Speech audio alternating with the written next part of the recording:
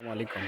দেখতে পাচ্ছেন যে আমরা আমাদের যে খামারের সামনে যে বাগানটি করেছিলাম, সবজি বাগান করেছিলাম, সেই সবজি বাগানে আলহামদুলিল্লাহ অনেকগুলো ফলন আমরা পেয়েছি, হারভেস্ট করেছি। পাশাপাশি আজকে অনেকগুলো ফলন এসেছে। দেখতে পাচ্ছেন ১, ২, ৩, ৪, ৫, ৬, ৭, ৮, ৮ এর পরে হচ্ছে ৯, ৯, ১০, ১১, এই একটা দেখতে পাচ্ছেন ১১, এটা হচ্ছে ১২, ১৩, সরাসরি হচ্ছে যে ১৩ পরে হচ্ছে ১৪, ১৫, ১৬, ১৭টা। আলহামদুলিল্লাহ ১৭টা এসেছে এবার। দেখা যাক কয়টা টিকে। আর ১৭টা আরেকটা আছে ১৮টা। ১৮টা আসছে ফল। দেখা যাক কয়টা টিকে। পাশাপাশি হচ্ছে যে আমরা যে বেগুন গাছগুলো লাগিয়েছিলাম, তো বেগুন গাছগুলো দেখতে পাচ্ছেন আলহামদুলিল্লাহ মোটামুটি অনেক বড় হয়েছে বেগুন গাছগুলা।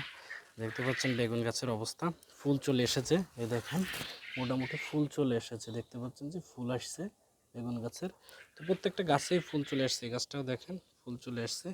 এই গাছটাও মোটামুটি ফুল আসবে খুব শীঘ্রই। আর এদিক দিয়ে 2টা কুমড়া গাছ লাগিয়েছিলাম। দেখতে পাচ্ছেন কুমড়া গাছগুলো, 2টা কুমড়া গাছ লাগিয়েছিলাম এখানে। আর হচ্ছে বেগুন গাছগুলো দেখতে পাচ্ছেন আসলে অনেক বড় হয়েছে বেগুন গাছগুলো।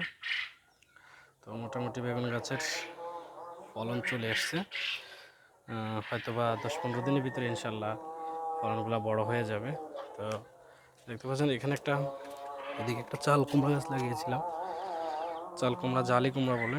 তো এটা আসলে ভালো যাচ্ছে না। এটার হচ্ছে পোকাগুলো আক্রমণ করছে, এর মাথাতে পোকা আক্রমণ করছে, যার কারণে এটা ভালো হচ্ছে না।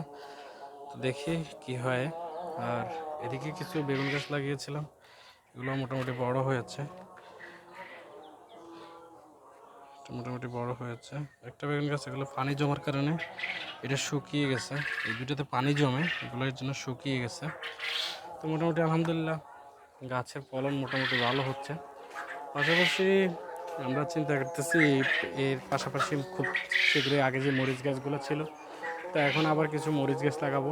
কারণ মরিচ গাছে ভালো একটা ফলন আসে, যেহেতু বোম্বা মরিচ। তো বোম্বা মরিচে আমাদের এখানে মোটামুটি ভালো ফলন দেয় এবং বাজারও ভালো আছে।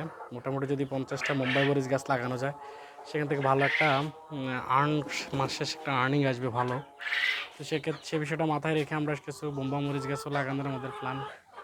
তো আসলে কোনো জায়গায় ১ ইঞ্চি জায়গা আসলে খালি রাখা উচিত না আর কি। আপনার যতটুকু আছে ততটুকু দিয়েই আপনি কিছু না কিছু করা উচিত।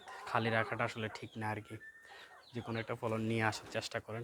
বাংলাদেশের ১ ইঞ্চি মাটিও যেন অপরিত্যক্ত না যায়, সেটা যেন আমাদের কল্যাণে কাজে আসে।